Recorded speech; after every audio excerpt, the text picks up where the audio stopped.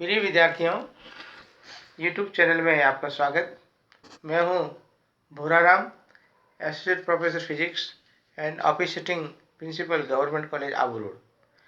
Physics की content की श्रृंखला में हम मैकेनिक्स, जो बीएससी पार्ट फर्स्ट का फर्स्ट पेपर है, उसमें अपन पढ़ रहे हैं the motions of a rocket और the motions of a system have variable mass, यदि motions of a system of variable mass, यानी परिवर्तित द्रव्यमान वाले निकाय की गति।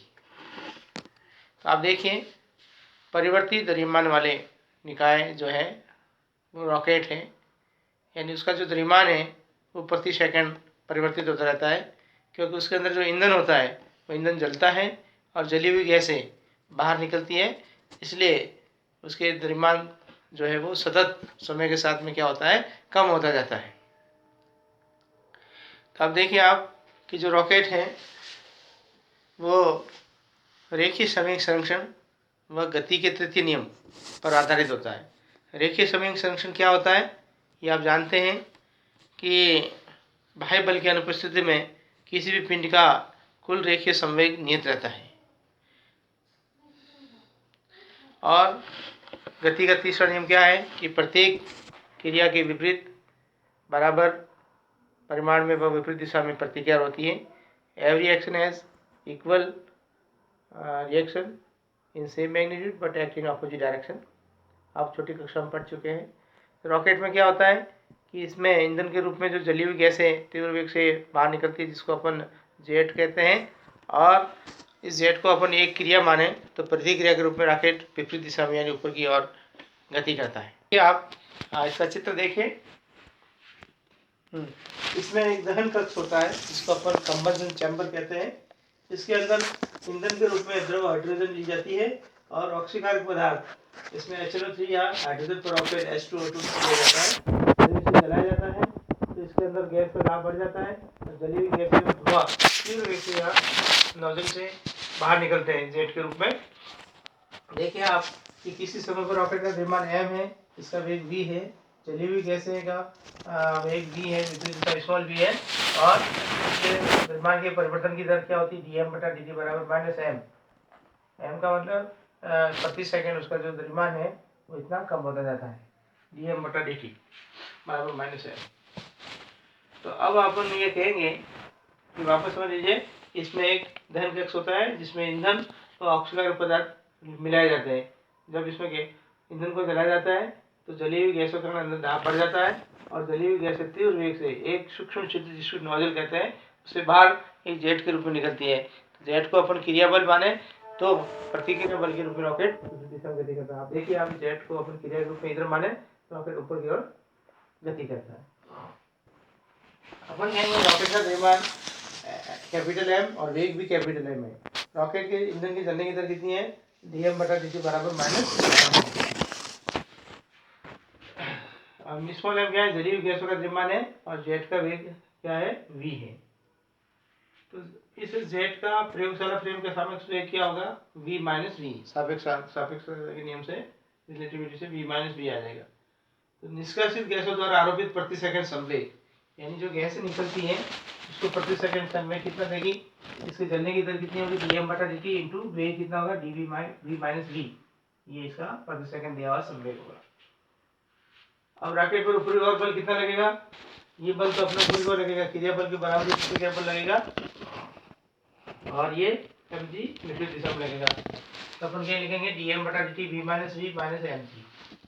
अब अपना गति के नियम से क्या होगा, संवेग में परिवर्तन की दर क्या होती है, आरोपित बल के बराबर होती है। तो ये ऊपरी को लगने वाला बल है, इसके संवेग में परिवर्तन की दर के बराबर होगा, d/dt ऑफ mv। अब देखिए, इसको mv को अपन डिफरेंशिएशन करेंगे।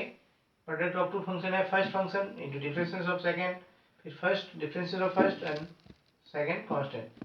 तो m into dv/dt plus dm/dt into v बराबर dm/dt v minus small v dm/dt minus mv। अब आप इसको देखिए कि ये जो टर्म है ये सेम है तो ये कट जाएगी, बाकी क्या बचेगी, m dv/dt equal to -v dm/dt minus mg। अब m से अपन डिवाइड करेंगे थ्रू आउट, ये नीचे dm के नीचे m आ जाएगा, ठीक है, और ये m कट जाएगा और dt से m dt से मल्टीप्लाई करेंगे तो ये dt हट जाएगा, यहाँ dt हट जाएगा और ये dt आ जाएगा। अब आपने कहा कि भाई प्रारंभ में द्रव्यमान उसका m0 था जब टाइम t इक्वल टू 0 है और वेलोसिटी क्या थी उसकी, मान लीजिए v0 थी। t समय बचा उसका वेग कितना हो जाता है m, और वेग कितना हो जाता है v हो जाता है। तो देखिए आप v0 से v dv बराबर माइनस v m0 से by m dm by d minus g into 0 से dt। तो dv का क्या हो जाएगा v, और ये v0 से v बराबर minus v log e m m0 से m माइनस g इंटू t। तो v minus v0 minus minus v log e m बटा m0 माइनस gt। तो v equal to v0 minus v को अपन इसमें लिखते हैं m0 बटा m, v log e m0 बटा m माइनस gt। तो देखिए v equal to v0 plus v small v log e m0 बटा m इंटू gt। यदि रॉकेट का प्रारंभिक v0 0 है तो v equal to small new v log e m0 बटा m माइनस gt।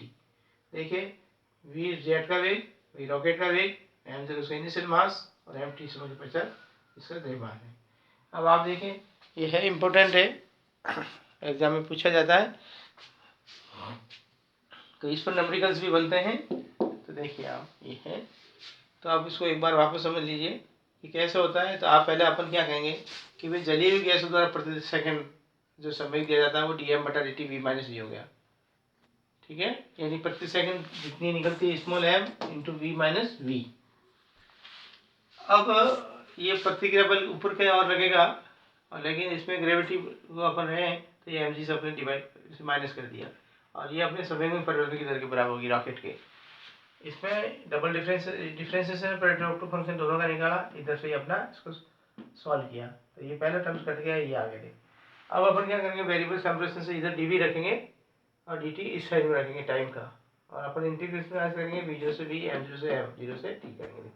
0 पर द्रव्यमान कितना है m0 वेलोसिटी v0, t समय पश्चात द्रव्यमान m वेलोसिटी v देख लीजिए ऊपर अपर लिमिट और ये लोअर लिमिट। इंटीग्रेशन करेंगे तो dv का v dm बटा m का आप जानते हैं क्या होता है log m, dx बटा x का क्या होता है log m। तो log m minus log m0, तो अपन क्या करेंगे log m अपन m0 minus g into t। 0 t का t और 0 का अपन t रखेंगे तो 0 हो जाएगा।